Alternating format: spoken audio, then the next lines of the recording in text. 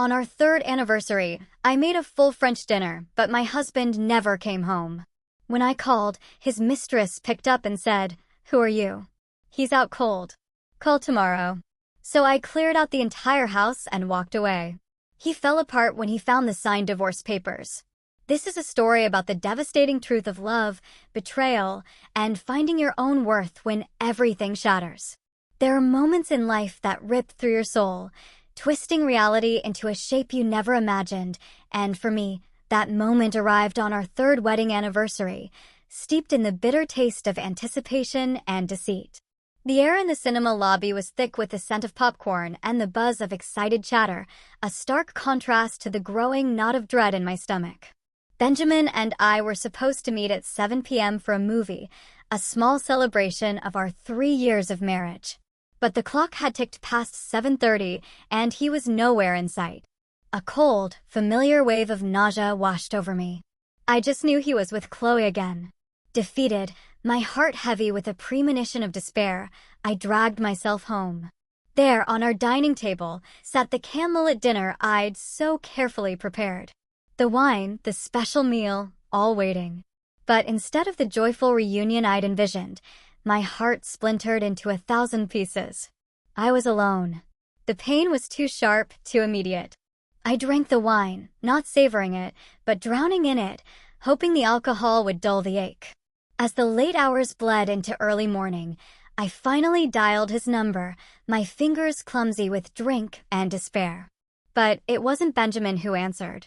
Instead, a sweet, syrupy voice purred into my ear. "Who is this?"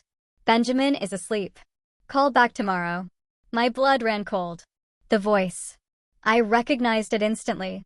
It was Chloe, Benjamin's secretary. The alcohol hit me harder then, a sickening punch to the gut, but it couldn't mask the cruel reality.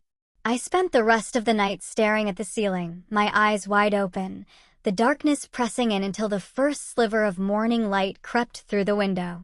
The next day, Benjamin called. His voice was tired, almost dismissive. "Grace, you called me last night. Don't overthink it. It was just a last-minute friends gathering, and I drank too much." I stayed over at Chloe's place, but I slept on the couch. Nothing happened. Nothing happened? My jaw tightened. I didn't respond. I couldn't. I just hung up the phone. We didn't speak for an entire week. He didn't come home. That morning, as I arrived at the office, a vibrant bouquet of roses sat on my desk. I glanced at them, a bitter scoff escaping my lips, and without a second thought, tossed them straight into the trash. Benjamin always did this. When I was upset, he deliberately gave me the silent treatment, a cruel game designed to make me cave in, to make me apologize. And when a week passed without his desired result, the roses would appear, a peace offering, signaling his readiness to forgive me.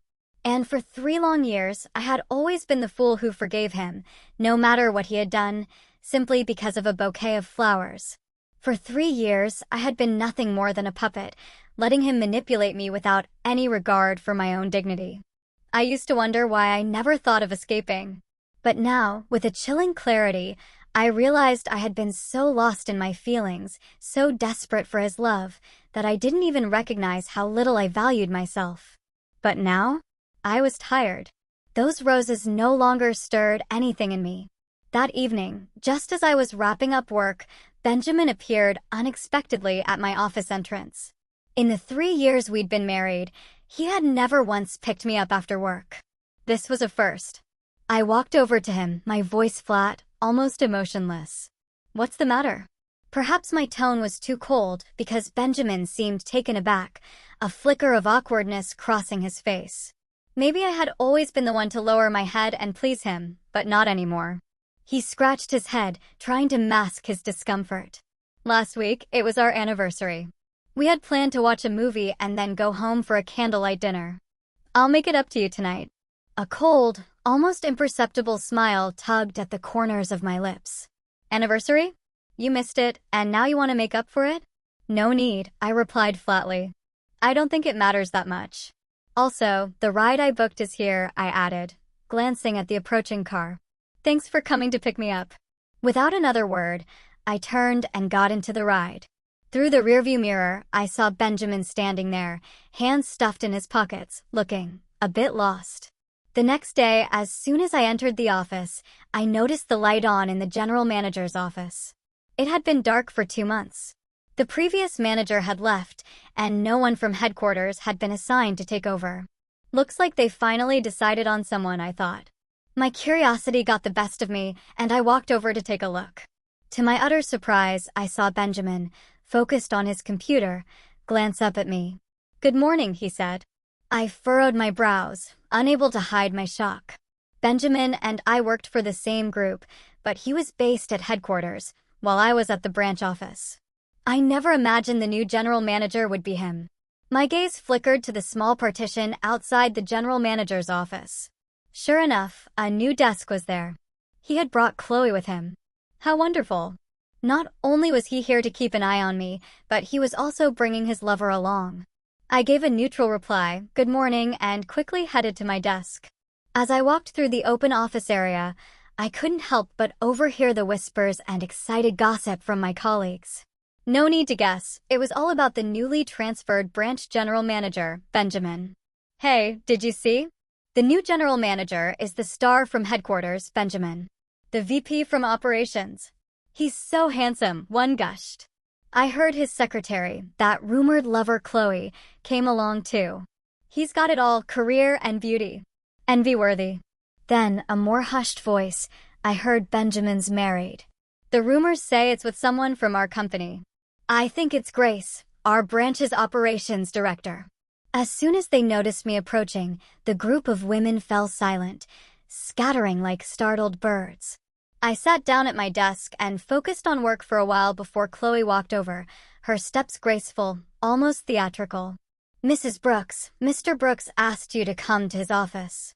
My stomach churned. I nodded and followed Chloe to his office. When we entered, Benjamin stood up and, to my surprise, closed the door behind us. I looked at him, my expression blank. "Just tell me if you need something." Benjamin hesitated for a moment. "It's nothing, really. I just wanted to let you know that the transfer to the branch as general manager was something I requested from headquarters. I didn't have the chance to inform you beforehand." He paused again. "And as for Chloe coming with me, that was the CEO's decision, not mine." I maintained a calm, impassive expression as I listened. Something about Benjamin's demeanor today felt off. In the past, he had never been this deferential with me. "This was a decision from headquarters, Mr. Brooks," I said coolly. "There's no need to inform me ahead of time. If there's nothing else, I'll be going now." Suddenly, Benjamin grabbed my wrist, his grip tight almost. Frustrated. "I've explained everything patiently to you. What else do you want?" In the past, if Benjamin had ever wronged me, his lowly apology would have touched me deeply. I would have cried my eyes out, believing he was the best man in the world. But now, my heart was numb. I wouldn't be moved by such cheap theatrics anymore. I didn't yell. I didn't struggle. I just looked at him calmly, my eyes devoid of emotion. Benjamin, like a deflated balloon, suddenly let go of me, his enthusiasm completely drained. He sighed deeply, looking at me with a helpless expression. "I admit I didn't tell you the whole truth that night. I was drunk, but I didn't stay at Chloe's place because I wanted to. She suddenly had a stomach ache, and I didn't feel right leaving her alone, so I stayed to look after her. I only said that to avoid making you overthink things. As for my transfer to the branch office, it's only because I wanted to have more time to spend with you." "Grace, when did things become like this between us?" I remained silent, the air thick with an uncomfortable tension that seemed to stretch on forever. Benjamin seemed to recall something and pulled a small, delicate box from his drawer, handing it to me. "Here, you mentioned this was beautiful a while ago." I glanced at the box. Inside was Cartier's latest diamond necklace. In the past, he'd never liked me wearing jewelry, saying it wasn't that he couldn't afford it, but that it looked too flashy. I was surprised that he had broken his own principle this time, but I had no intention of accepting it. Some things only seemed desirable at a certain moment, but once that moment passed, they lost their appeal. Just then, Chloe entered the room. When she saw the situation, she feigned an apology. "Sorry to interrupt, but there's a file waiting for Mr. Brooks to sign." I turned my face away as Chloe walked over and placed the file on Benjamin's desk. "Oh, is this the new Cartier necklace? I've been wanting one for so long." Chloe's words made me freeze for a moment. I quickly grabbed the box and handed it to her. "If you like it, it's yours." As soon as Chloe took the box, Benjamin snatched it back with frightening coldness in his voice. "It's not for you." I watched as the joyful expression on Chloe's face instantly faded to shock. I didn't pay attention to their ensuing argument and just gave a slight smile before turning and walking out. That evening, I moved into the small apartment I had bought for myself a while ago. It wasn't very spacious, nor as luxurious as Benjamin's house, but it was my own space, my own home, and it carried only my own traces. Plus, it was much closer to the office, making my commute more convenient. After 3 years of marriage, suddenly returning to a single life felt a little strange. When I was with Benjamin, I used to wake up early every morning to make breakfast for him. After breakfast, I would help him choose the right clothes and tie for the day. Not to mention, I always made sure to get home early to cook dinner for him. And I no longer had to spend sleepless nights worrying about the latest rumors between him and Chloe. Suddenly, I didn't have to do any of those things anymore, and my time had opened up.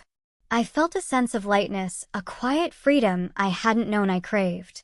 At first, I worried that Benjamin, that persistent man, would come to bother me, but it turned out I was overthinking it. Since I moved out, he hadn't asked about me at all. Occasionally, we'd cross paths at the office, but we just nodded politely without exchanging any words. I found this to be just fine. Neither of us was interfering with the other's life. A month passed in the blink of an eye, and I had dedicated my newfound free time to focusing on my work. Looking at the figures for the month, I realized that my performance had actually doubled. It turned out men only held me back from advancing in my career. I even admired myself for not giving in and seeking reconciliation with him after all this time. It turns out that I, Grace, can be self-centered, too, and I don't have to be anyone's doormat. On Monday morning, we had our usual weekly meeting. My regular spot was always the first seat on the right-hand side of the general manager. But when I walked into the conference room today, I found that Chloe had taken my seat. I paused for a moment, feeling a bit irritated, and sat down next to her instead. All the colleagues in the meeting room turned to look at us, clearly noticing that Chloe was in the wrong spot. She was just a junior secretary, and she wasn't even supposed to be attending the meeting, let alone occupying my seat. In the past, the secretary's job had only been to set up the meeting room. I had no idea what had gotten into Chloe today. Benjamin glanced at Chloe for a second, but said nothing. It seemed that he had silently approved of Chloe attending the meeting. Normally, after the general manager introduced the meeting topic, I would be the first to report on last week's progress. But this time, after Benjamin spoke, Chloe, sitting at the first seat, took over and she didn't hold back. She launched into a long report about Benjamin's schedule and summarized the number of contracts he had signed. The whole room was shocked. When did these things become part of our report? By the time it was my turn, I couldn't hide my displeasure. I could tell that Benjamin wasn't pleased either, though he kept it in check. After the meeting, Benjamin purposely waited until everyone had left. "Grace, stay behind. I need to talk to you," he said, closing the door behind us. Before I could process what was happening, he had pushed me against the wall. "Are you ever going to stop?" I glared at him coldly. What did Mr. Brooks mean by that? Benjamin was seething, his chest heaving as he glared at me through clenched teeth. "You know exactly what I meant. You moved out without a word, ignored me for over a month, and yet you're still not done." A cold laugh bubbled up inside me. I had thought that Benjamin, lost in Chloe's warmth, would have completely forgotten about me by now. But apparently, I was wrong. He had been counting the days, waiting for me to beg for reconciliation. I stared at him coldly, a silent defiance in my gaze. "Benjamin," I said, breaking the silence, my voice unwavering. "Let's divorce." Benjamin looked at me in disbelief. What did you say?" I said, "Let's divorce. I'm willing to let you be with Chloe." Suddenly, Benjamin snapped. He grabbed my neck with both hands, his breath hot and furious in my ear as he growled, Is it because of those rumors that you're going to divorce me? Grace, are you out of your mind? I won't agree to this. Benjamin's grip on me was tight, and I coughed violently, struggling for air. It wasn't until someone knocked on the door to come in and clean that Benjamin finally reluctantly released me. I gasped, breathing heavily. By the time I made it back to my desk, the memory of Benjamin's rage still lingered, leaving me feeling shaken. From that day forward, Benjamin insisted on driving me home every evening and loudly declared to the whole office that I was his wife. At first, I tried to avoid him, turning him down every time, but he would push the rideshare drivers away, making me feel embarrassed and helpless. After a few days of this, I gave in. He begged me repeatedly to move back in with him, but I remained firm in my refusal. The home where we'd lived together for 3 years once held so many beautiful memories, but now all that remained there were the scars of our past. Those happy moments had slipped away, never to be reclaimed. The day Benjamin made his announcement, Chloe confronted him, causing a huge scene, and then she took a week off. As for Benjamin, he began making extravagant efforts to win me back, treating me with an exaggerated kind of attentiveness. He would pick me up and drop me off every day, no longer just for special occasions, but as part of his daily routine. He even bought my favorite breakfast, made sure I had afternoon tea, and delivered fresh fruit to my desk every day. On weekends, he'd come over and cook for me. And I had to admit, his cooking was surprisingly good. But in my heart, I felt nothing but emptiness. It all seemed like an act, a performance to make me feel something again. The truth was, I felt nothing. I was numb. A week later, on another Monday morning, we were all gathered in the meeting room waiting for Benjamin to start the departmental meeting. But to my surprise, Benjamin didn't show up. Chloe wasn't there either, and I couldn't help but feel a twinge of confusion.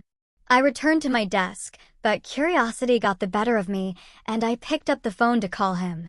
When he answered, his voice was hoarse and tired. "Mr. Brooks, you missed the meeting this morning. Are you coming later?" There was a pause before he spoke again, his voice sounding softer, almost defeated. "Is work all you care about? Can you show some concern for me? Oh, are you feeling unwell?" Over the phone, Benjamin coughed a few times. "My lungs aren't feeling right. I think I might have pneumonia. I just ordered some medicine online and took it. Could you come over after work to keep me company?" he asked. I hesitated for a moment. "We'll see. If it gets worse, go to the hospital. Don't wait too long," he urged. After work, I initially had no intention of going, but Benjamin called again. He said his pneumonia seemed to have worsened and asked me to come take him to the hospital. I decided to go anyway. Even though we weren't a couple anymore, I felt it would be right to help as a colleague if I could. When I rang the doorbell, Benjamin quickly opened the door, looking nothing like someone who was sick. Once inside, I noticed the dining table was laid out with a lavish dinner, complete with wine and roses. Seeing my surprise, Benjamin hurriedly pulled out a chair for me. "I told you I'll make up for our anniversary. Please, Mrs. Brooks, allow me the honor." Today, Benjamin had dressed up in a suit and bow tie, looking quite sharp. Honestly, at that moment, I felt a flicker of emotion, but it was fleeting. If he had done this 2 months ago, the outcome might have been different, but now it was a little too late. I sighed inwardly, but didn't refuse his gesture. We quietly ate dinner, sipped a little wine, but Benjamin's mood was anything but calm. He looked deeply into my eyes, and suddenly, with rapid breaths, he pulled me into his arms and onto the sofa. I didn't understand why, but at that moment, my body reacted in a way I wasn't expecting. Maybe it was the alcohol, or perhaps it was the connection we once shared. But just as I was on the verge of losing control, I felt something strange under the cushion of the sofa. It was a thong. And that thong didn't belong to me. Instantly, the heat between Benjamin and me was doused like cold water. Both of us froze, and it was as if the alcohol had worn off in an instant. Benjamin's face turned pale, and he began to nervously explain himself. "Grace, no, it's not what you think. This thing is just, save your explanation. You can have your fun." I slowly, calmly straightened my clothes, then stuffed the thing into his collar. I took a taxi home that night, and as I did, I realized that I had finally given up. His calls flooded in, but I simply turned off my phone, pulled the blanket over my head, and fell into an exhausted sleep. From that moment on, I completely cut off all communication with him, except for work-related matters. Whenever he tried to drag me into his car after work, I'd just call the police. If he showed up at my door, I'd do the same. Benjamin, scared by my resolve, finally stopped pestering me. I even noticed that Chloe had returned to work as well. From then on, the relationship between Benjamin, Chloe, and I became strictly professional. I wasn't sure if Benjamin and Chloe still kept in touch after work, but they were definitely more restrained around the office. Time passed, and about a month later, a university classmate of mine who had been working abroad for years suddenly announced he was coming back to the country. Henry, our class monitor, quickly organized a reunion and invited me to join. Henry and I were in the same city and had a good relationship. We would occasionally meet up for meals. I casually asked around and confirmed that neither Benjamin nor Chloe would be attending. So, I decided to go. That evening, I wore a sleek black evening dress and did my makeup with care. However, due to an issue with some operational data, I arrived a bit late. As I approached the door to the private room, I could hear loud voices from inside. I walked toward the slightly ajar door, intending to find a quiet corner to sit. But when I reached the doorway, the scene inside left me frozen for a moment. Unable to react, Chloe was wearing a form-fitting dress that perfectly highlighted her curves. Her legs were clad in fishnet stockings, and she was sitting on Benjamin's lap, her long arms wrapped around his neck. The two were locked in an embrace, sharing a passionate kiss. Below them, a group of men and women were cheering and clapping, chanting loudly, "Kiss. Kiss." It was obvious that both of them had drunk too much. Chloe coyly puckered her lips, about to kiss Benjamin again. My sudden appearance froze everyone in the room. The classmates had always known about the complicated relationship between Benjamin, Chloe, and me. But they also knew very well that I was Benjamin's legally wedded wife. When I walked in, both Benjamin and Chloe snapped to attention. Suddenly sober, Benjamin tried to pull Chloe off of him, but Chloe pretended to be even more intoxicated, clinging to him tightly. Her eyes were full of defiance as she looked at me. Henry, our class president, felt the awkwardness and quickly stood up to greet me. "Grace, you're finally here. You're so late. We all thought you weren't coming." I smiled lightly. "Well, everyone who shouldn't be here is here. So, how could I not show up?" With that, I walked up to Benjamin and Chloe, took out my phone, and started recording. Why not? Kiss. This free show? I'd like to see it too. Benjamin froze, his face contorting in irritation as he tried to swipe my phone out of my hand. "Are you crazy?" he snapped.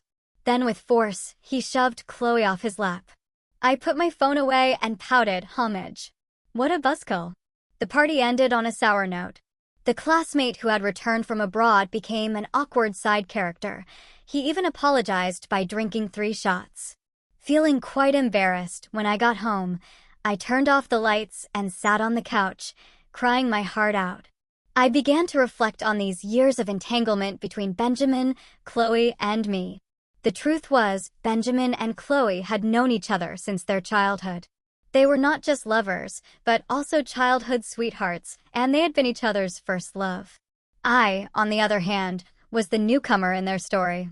Benjamin came from a wealthy family, a typical second-generation rich man in town, while the Brooks family, my family, had made their fortune from scratch. When I graduated from college, Brooks, the company my father had built, suddenly faced a financial crisis. They urgently needed an investment of $100 million, but Chloe's family was too ordinary to help. At that time, I had already been in love with Benjamin for 4 years and had even confessed to him, only to be rejected. I had told my father about my feelings for Benjamin, and he remembered it. When Brooks faced its financial troubles, my father was approached for funding. He immediately suggested a marriage between our families, and Benjamin's father naturally agreed. Perhaps in the eyes of our parents, business interests outweighed everything. The marriage and feelings of the next generation were just things to be sacrificed and negotiated. Right after I graduated from college, Benjamin and I got engaged. On the night of our engagement, my father transferred $100 million into Brooks's account. A few months later, we naturally got married. During this time, Benjamin never showed any signs of resentment toward me. He didn't bring up Chloe anymore, although I still felt like his thoughts were a mystery to me. Despite that, he was always kind to me, a competent husband, and he made sure I was respected as Mrs. Brooks in public. The changes, however, started 2 years ago with Chloe, who had gone abroad to study after graduation.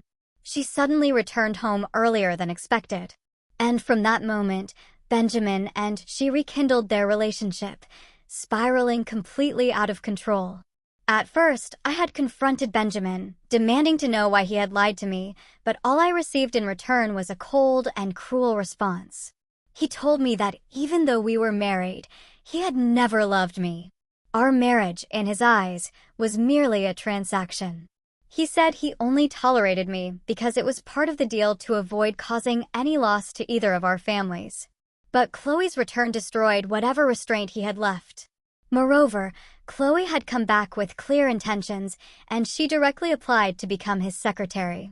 She was always by his side, and with that closeness and familiarity, it was only a matter of time before things went wrong. At one point, I had considered simply holding on to the title of Mrs. Brooks, unwilling to let it go. As long as I didn't back down, Chloe would always remain this secret mistress. For the past 2 years, I had endured countless hardships. But now I was tired. I no longer cared if they were so eager for me to step aside. Then I would let them have it. But what confused me was why Benjamin was still pretending. Even though I had already mentioned divorce, he still refused to agree. He kept trying unwillingly to salvage our relationship. Was he afraid that a divorce would ruin the business interests between our families? If that was truly the case, then I had something I needed to discuss with him. That evening after work, I decided to visit Benjamin in his office. "Let's have dinner together tonight." "I've made a reservation at your favorite restaurant," I said, taking a deep breath. Benjamin, busy with his work, looked up at me in surprise. His expression quickly changed to one of excitement, and he snapped his laptop shut. "It's about time to leave anyway. Let's go now. I'll drive." At the restaurant, I made sure to order a few of Benjamin's favorite dishes. His mood seemed to lift as he dug into his meal, cutting into his steak with a happy smile.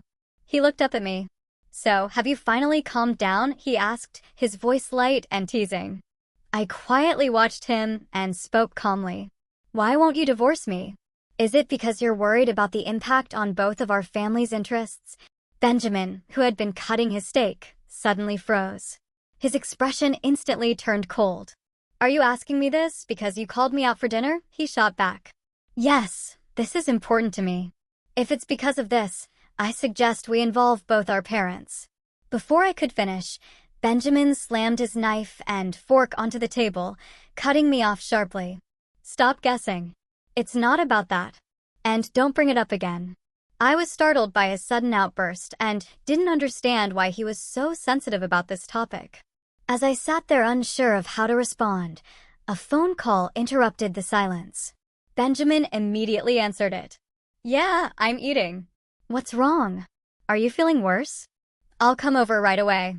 After he hung up, Benjamin grabbed his coat and rushed out, not even sparing me a glance. A wave of frustration rose within me. Benjamin had never acted this way before. Even though he had always been a proud, domineering man, he would never have treated me like this in public. I guess the call had come from Chloe. So, I paid the bill and followed him in a cab. To my surprise, Benjamin didn't drive to Chloe's house. Instead, he went to a high-end private hospital. My curiosity got the better of me, and I decided to follow him inside. Was Benjamin sick? He walked into the gynecology and obstetrics department, pushing open the door to an examination room. My heart sank. Why was he here? Was Chloe pregnant? I hurriedly followed a doctor who had walked in ahead of him, standing just outside the door. Through the gap, I could see Chloe leaning against Benjamin, and the doctor was handing Benjamin a medical report. I was about to eavesdrop. But just as I was about to listen in, the doctor suddenly stood up and closed the door. I froze in shock, relieved they hadn't seen me. I quickly took the chance to slip away unnoticed. Standing at the entrance of the hospital, a fire of rage surged inside me. Those two, how dare they? Behind my back, they'd gone as far as getting her pregnant. And yet, he still wouldn't divorce me. What on earth was he dragging me through this for? From that day forward, Benjamin and I were reduced to nothing more than colleagues, strictly business. Meanwhile, Benjamin and Chloe's time off became more frequent, often at the same time. It made sense though. Chloe was pregnant. Of course, Benjamin would be involved in every doctor's appointment and checkup. Many of our colleagues had noticed their strange behavior, especially given the already obvious tension between them. I could often hear whispers of gossip among the staff, though they were careful to speak behind my back. One morning, as the elevator door slid open, I found myself face to face with Chloe. It had been several days since I'd last seen her. She'd taken some time off, and I hadn't expected our paths to cross so soon. Chloe stood there in a white dress that clung to her slim frame. Her pale skin appeared almost ethereal under the fluorescent lights, and she looked more fragile than I remembered. She had always been slender, but now she seemed even thinner. I couldn't help but wonder if she had just recently become pregnant, though there was no visible bump. I guessed it might be too early to show. As soon as Chloe saw me, her body stiffened. She turned away abruptly, twisting her back to me and sneered with a clear air of disdain.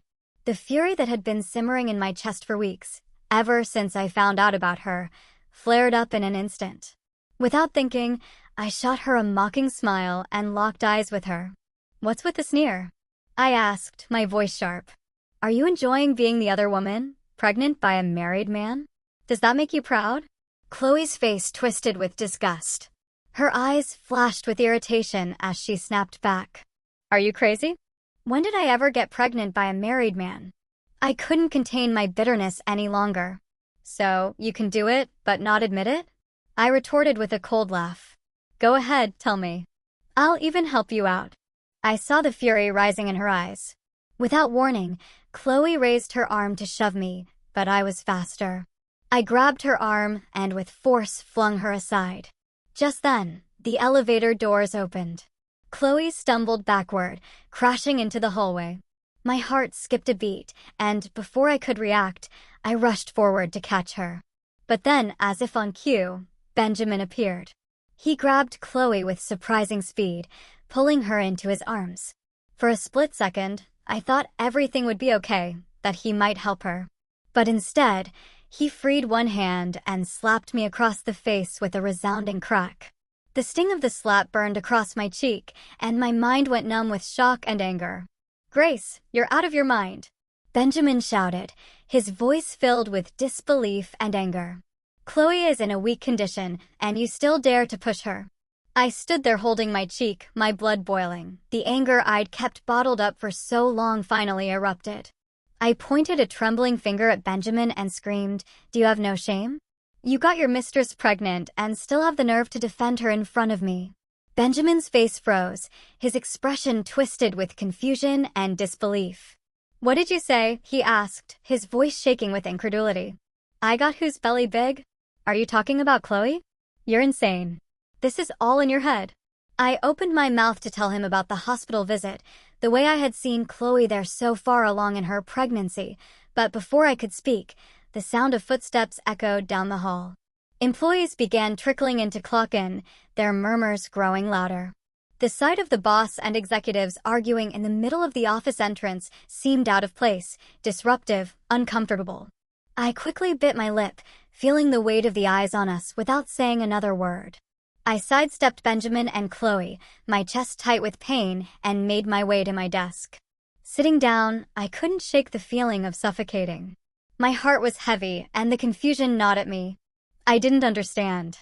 If they were so in love, if Chloe was really carrying his child, why couldn't they just let me go? Why did they need to rub it in my face? Was Benjamin deliberately trying to humiliate me? Was this his cruel way of making me watch as his child was born with his mistress by his side? The questions swirled in my mind unanswered. As I sank deeper into the confusion and hurt, the next morning, I made up my mind. The decision felt like a weight lifting from my shoulders.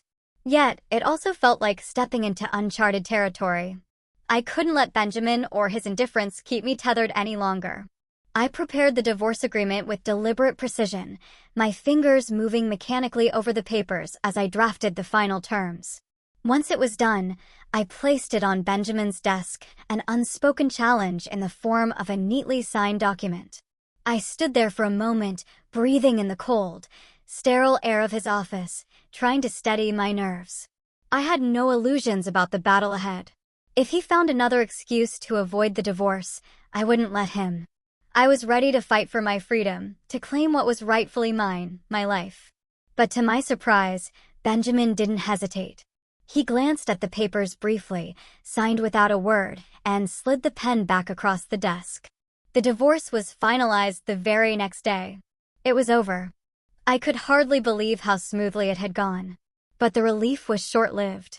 As the weight of what had just happened sank in, I realized just how suffocating my life had been in this house with those two people who had become so repulsive to me. The thought of wasting any more time with them was unbearable. I was done. Months ago, I had been approached by a competitor company, offering me the position of general manager for one of their branches.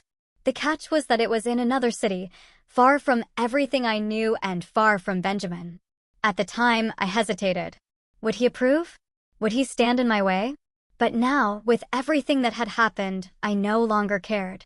Without thinking twice, I quickly sent them an email inquiring about the position. Though deep down, I didn't expect much offer, and I had no idea if they had already filled the role. To my surprise, they responded almost immediately. The next day, they flew to meet me for an interview. Their enthusiasm unmistakable. The meeting was a whirlwind. Within hours, they made me an offer. Start immediately.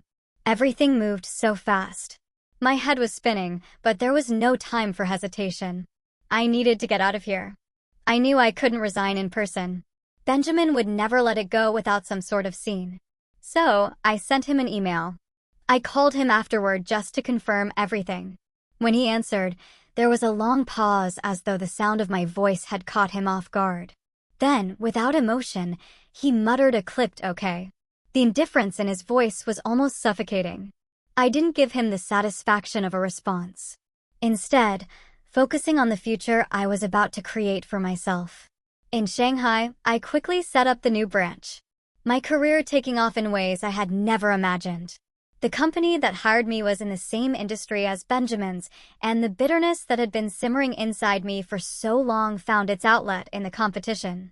I made things difficult for him, targeting his resources, always striving to outdo him. Each success I had felt like a small revenge for the years I had spent sacrificing my own happiness.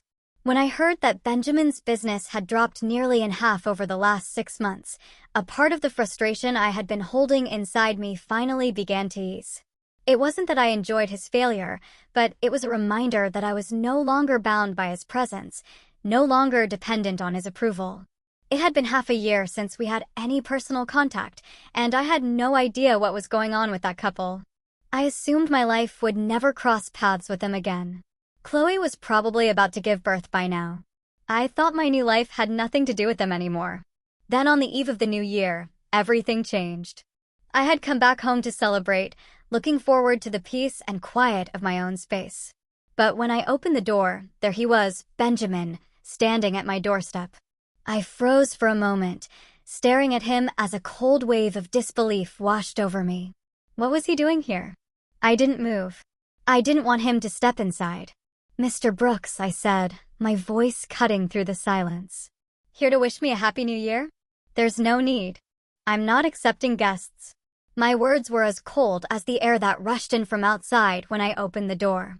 Benjamin's face was worn and tired, like someone who had been carrying a heavy burden for far too long.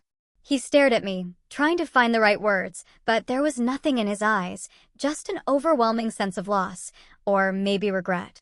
After a long moment of silence, I broke it. "Oh, by the way, I should congratulate you. You married Chloe, didn't you? And became a father, right?" I couldn't stop myself from saying it. The words came out almost spitefully, like they were coated in the bitterness I'd been holding in for months. I watched as his face strained. Of color. His breathing grew ragged, almost as if my words had physically struck him. The tension in the air thickened, and I couldn't help but feel a strange sense of satisfaction, a small sense of justice. I stared at him confused. "What's wrong? Are you feeling unwell?" I asked, my voice tinged with a hint of mock concern. Benjamin's eyes were filled with a depth of sorrow and regret, a sadness that seemed to weigh down every word he spoke. "Grace." His voice cracked slightly, as if the burden of what he was about to say had been too heavy to carry alone. "That's not the case. Chloe, she passed away 2 months ago. It was advanced cervical cancer." The words hit me like a punch to the gut. I stood frozen, my mind struggling to grasp the truth of what I had just heard. The world around me seemed to blur, the sounds of the city fading into the background as I struggled to process the impossible. "What? What did you say? Chloe is dead?" My voice came out, disbelieving, barely above a whisper. "When did she get cervical cancer?" Benjamin's face was a mask of pain, his eyes downcast, as though the very mention of her name pained him. He hesitated for a moment, as if the weight of the confession had taken him to a place he didn't want to revisit. Finally, he spoke, his voice thick with emotion. "Last year, on our 3rd anniversary, he began, his words carefully measured. Actually, I never told you the truth. That night, I wasn't drunk, and it wasn't because she had stomach pains and asked me to stay. The truth is that night she found out she had late-stage cervical cancer. A strange, nauseating guilt rose in my chest, making my stomach churn. I wanted to say something, anything, but my mouth was dry and the words wouldn't come. "Why didn't you just tell me?" I asked, my voice shaking slightly, betraying the tremor I felt deep inside. The weight of the question felt heavier than I expected, as though all the years of confusion and hurt were converging on that one moment. Benjamin let out a bitter laugh, a hollow, almost hopeless sound that seemed to echo in the silence between us. His eyes, so full of regret and sorrow, looked at me with a quiet, resigned finality. But there was something else there too. A fatigue, as though the burden of keeping this secret had worn him down to the point of exhaustion. "Chloe didn't want me to tell you," he said, his tone barely above a whisper, the sadness thick in his voice. "She said that her last wish before she died was for me to be by her side as her boyfriend. She didn't want my selfish actions to cause us to divorce, and she genuinely hoped we could stay out of each other's way quietly without drawing attention. But, you know, it's impossible to hide something like that for long." The air between us felt thick, charged with the weight of unsaid words. And yet, all I could feel was confusion and disbelief. I swallowed hard, the knot in my throat tightening, before I managed to force out the next question. The one that had been gnawing at me for so long, the one that had kept me awake at night. "I know you probably thought that before I divorced you, Chloe was carrying my child," I said, the words tasting bitter as they left my lips, and that I was following her to the maternity ward. But the truth is, I was with her for her cervical cancer checkups, not for a pregnancy test. The truth of those words hit me like a wave, and I struggled to stay upright as the weight of them threatened to bring me to my knees. I could see the subtle shift in Benjamin's expression, the flicker of pain and sympathy crossing his face as he leaned forward slightly, as though bracing himself for the next part of this painful conversation. "You can't blame her for always being hostile towards you," he said, his voice soft and tinged with sadness. "After all, she loved me for so many years." There was a distant look in his eyes, as if he were remembering something long gone. A time that now seemed so far removed from the reality we were living in. But now everything is in the past, and I don't want to dwell on it anymore. I just hope you can let go of your feelings and move on." His words hung in the air, heavy with the finality of it all. I could see the sincerity in his eyes. But there was something else too. A quiet plea, as though he was asking for forgiveness for things that had already been said and done. I wanted to tell him that I was still hurt, that I couldn't just move on so easily. But the words stuck in my throat, caught between the past and the present, between everything I had thought I knew and the truth that Benjamin had just laid before me. His words hung in the air like a dense fog, thick and suffocating, leaving me uncertain of what to make of them. I stared at him, my gaze searching his eyes. Those once warm eyes that had been filled with affection. Now they were clouded with a mixture of remorse and something deeper. Something that almost looked like apology. It was strange, unsettling, but for a fleeting moment, I felt something stir in my chest. Not forgiveness, no, but something akin to understanding. It was there and gone in an instant. A brief flicker of emotion that I quickly pushed aside. So, you specifically came to see me today to clear up this misunderstanding? I asked, my voice quieter now, almost hesitant, betraying a hint of the vulnerability I had buried for so long. The question lingered between us, the words hanging in the air like an unanswered prayer. Benjamin's lips curled into what could only be described as a reluctant smile, strained, tired, as if the effort to express anything even remotely positive was too much for him. It's not just about that, his words faltered. And for a moment, his eyes dropped, avoiding mine before he met my gaze again. There was something raw in his expression now, something unguarded. I also wanted to ask if we could remarry. My parents have been scolding me for a year now, he added, his voice laced with frustration, tinged with an exhaustion I hadn't heard in so long. It caught me off guard. A stab of emotion I wasn't prepared for. The weight of his request hung between us like a heavy stone, pressing down on my chest. I felt a cold shiver race down my spine as memories of the divorce resurfaced. The devastation, the lies, the deceit that had shattered everything we once were. The sharp ache of that final goodbye had never fully faded. And now it seemed like he was asking for a second chance at something that could never be repaired. I couldn't stop myself. The question slipped out before I could rein it in. Didn't you say that Chloe didn't want you to divorce me because of her selfishness? Why did you agree to the divorce later? The words were out before I could stop them, and the moment they left my lips, the room seemed to contract around us. The air suddenly too thick to breathe. Benjamin froze, his eyes locking onto mine. For a heartbeat, he didn't speak, as if the weight of my question had rendered him momentarily speechless. His face was unreadable for a beat, the silence stretching between us like an eternity. Before he finally opened his mouth, his voice was low, barely a whisper, as though he were confessing something far too painful to say aloud. To be honest, don't blame me for this. But at that time, I really did think about burning all bridges. I thought maybe I could gather the courage to end things with you once and for all. After all, as you know, our marriage was just a transaction. I wanted to make it up to Chloe before she passed. I wanted to give her the wedding of her dreams. His words hung in the air, heavy with regret, and he sighed deeply. His shoulders slumped as though the weight of his own admission had crushed him. His vulnerability now exposed in a way I hadn't seen before. That was my decision, and it had nothing to do with Chloe. As his words sank in, something within me shifted. A strange sense of relief washed over me, as though the weight I had been carrying inside had lightened, even if only by a fraction. It was almost like the final piece of a puzzle falling into place. I exhaled slowly, the tension in my chest easing just a little. I spoke, my voice steady, but there was a quiet finality to it. Well then, I wish you well. You fulfilled the last wish of the woman you loved. Benjamin's gaze held mine for a moment longer, but there was something in his eyes that unsettled me. A lingering emotion, something I couldn't quite place. A flicker of uncertainty, or perhaps regret. It unsettled me, leaving me wondering if he had truly come to terms with everything that had happened between us. Then, after a long silence, he spoke again, his voice heavy with something I couldn't quite grasp. But the reason I came today, he began, his words slow and deliberate, is that I want to remarry you. I froze. The words hit me like a slap, and I couldn't move. I stared at him, my mind racing, trying to make sense of what he had just said. The confusion and disbelief bubbled up inside me. An overwhelming flood of emotions. Benjamin, I stammered, the words coming out before I could stop them. You really caught me off guard.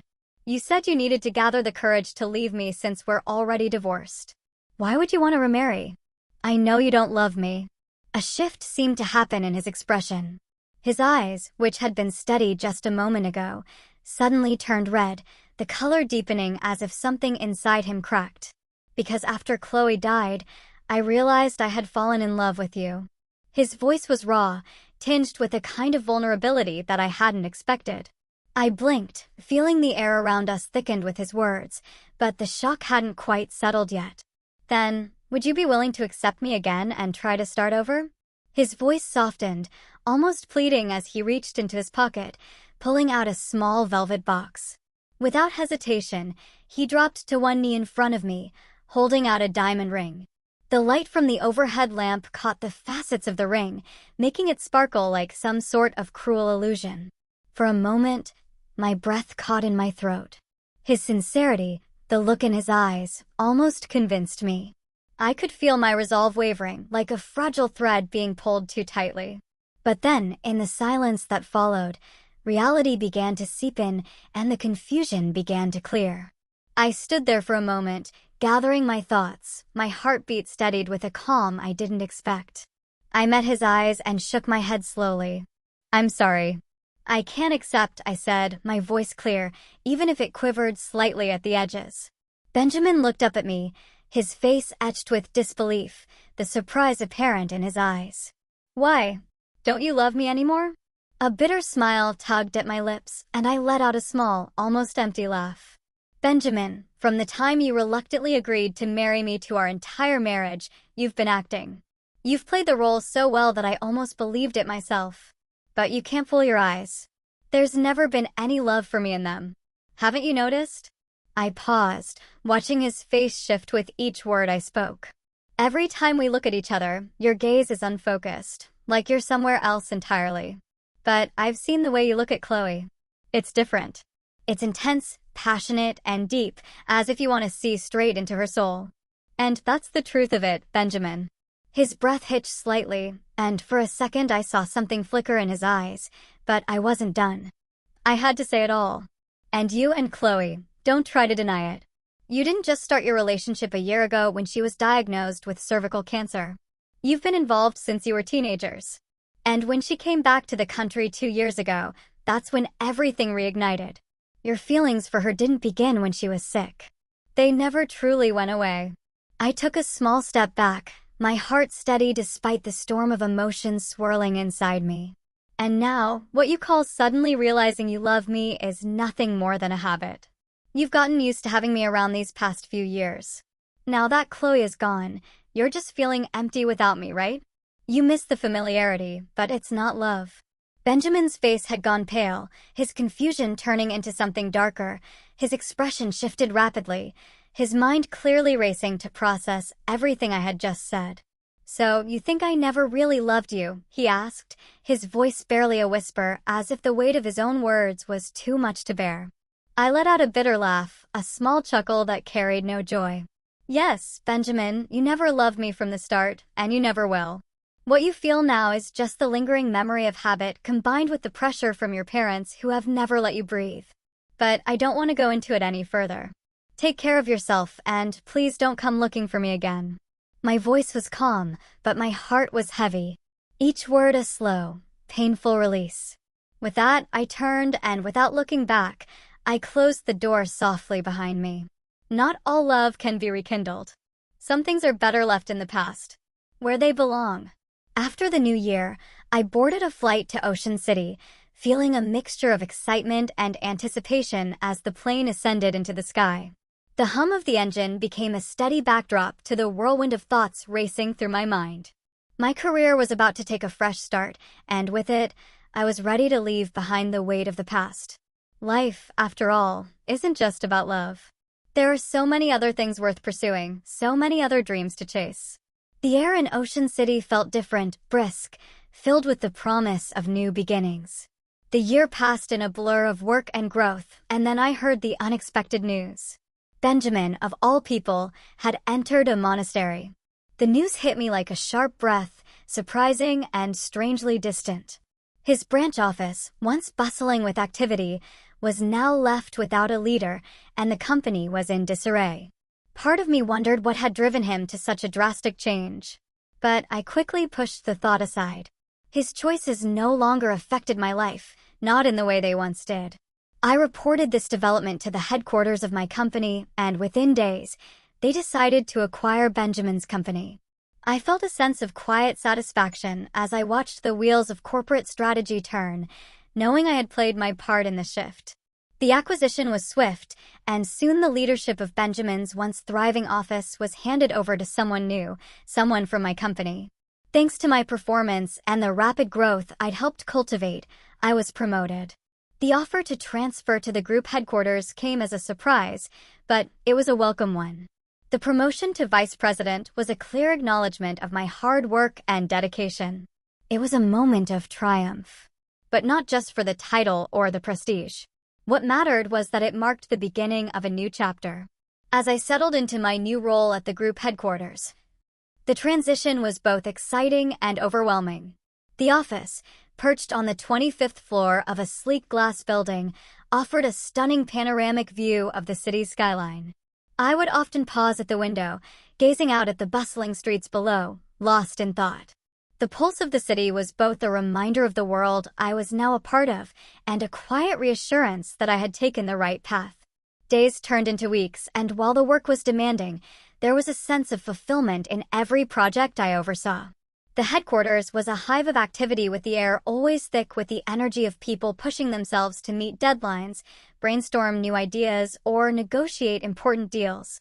My team was talented, and for the first time, I felt truly valued for my abilities. One late afternoon, as I was sifting through a stack of reports, my phone buzzed on the desk. I glanced at the screen and froze. It was a message from Benjamin. "Grace, can we talk?" My fingers hovered over the phone, my heart racing. I hadn't heard from him in months, and the last thing I expected was for him to reach out now. After everything, a mixture of frustration and curiosity flooded over me. Why now? Why, after all this time? When everything in my life was finally starting to come together. I stared at the message for what felt like an eternity, torn between wanting to hear him out and the painful memories that resurfaced every time I thought of him. Finally, I exhaled deeply, placed my phone back down, and forced myself to focus on the tasks at hand. But the thoughts lingered like an unwelcome shadow. I had worked so hard to put him and the past behind me, to carve out a future that didn't revolve around his mistakes and lies. The idea of him somehow showing up again felt like a disruption to the delicate balance I had so carefully built.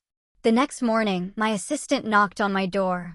Her expression a little too serious. "Grace, there's a Mr. Brooks here to see you. He says it's urgent."